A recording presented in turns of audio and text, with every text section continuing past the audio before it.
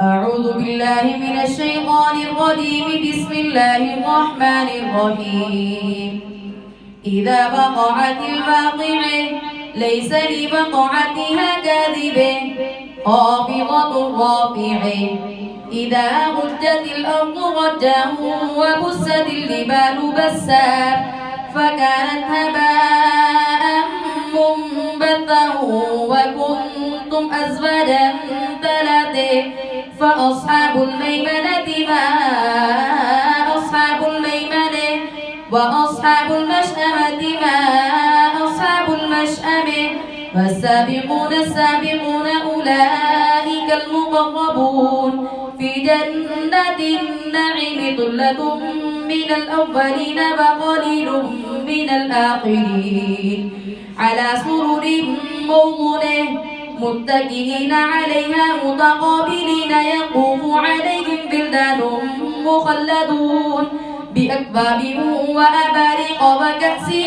من معين لا يصدعون عنها ولا ينزفون وفاكهة مما يتخيرون ولحم طير مما يشتهون وحور عين كأمثال اللؤلؤ المكنون جزاء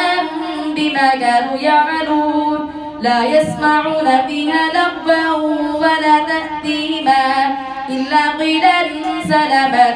سلاما وأصحاب اليمين ما أصحاب اليمين في سدر مخضود وطلح منضود وظل ممدود وماء مسكوب وفاكهة كثيرة لا مقطوعة ولا ممنوعة وفرش مرفوعة إنا أنشأناهن إنشاء فجعلناهن أبكارا عربا أترابا لأصحاب اليمين ثلة من الأولين وثلة من الآخرين وأصحاب الشمال ما أصحاب الشمال في سموم وحميم وظل من يحموم لا بارد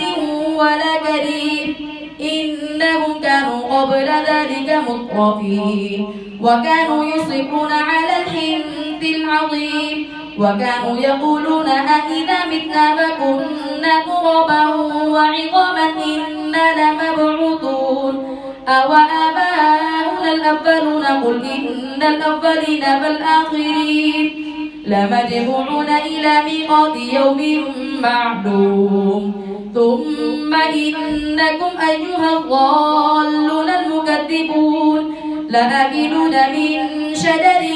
من زقوم فمالئون منها البطون فشاربون عليه من الحميم فشاربون شرب الهيم هذا نزلهم يوم الدين نحن خلقناكم فلولا تصدقون أفرأيتم ما تمنون أأنتم تخلقونه أم نحن الخالقون نحن قدرنا بينكم الموت وما نحن بمسبوقين على أن نبدل أمثالكم فننشئكم فيما لا تعلمون ولقد علمتم النشأة الأولى فلولا تذكرون أفرأيتم ما تحرثون أأنتم تزرعونه أم نحن الزارعون لو نشاء لجعلناه حطاما فظلتم تفكهون إنا لمغرقون بل نحن محرومون أفرأيتم الماء الذي تشربون أأنتم أنزلتموه من المزن أم نحن المنزلون لو نشاء جعلناه أجاجا فلولا تشكرون أفرأيتم النار التي تورون أأنتم أنشأتم شجرتها أم نحن المنشئون نحن جعلناها تذكرة ومتاعا للمقوين فسبح باسم ربك العظيم فلا أقسم بموقع النجوم فإنه لقسم لو تعلمون عظيم إنه لقرآن كريم في كتاب مكنون لا يمسه إلا المطهرون تنزيل من رب العالمين أفبهذا الحديث أنتم مدهنون وتجعلون رزقكم أنكم تكذبون فلولا إذا بلغت الحلقوم وأنتم حينئذ تنظرون ونحن أقرب إليه منكم ولكن لا تبصرون فلولا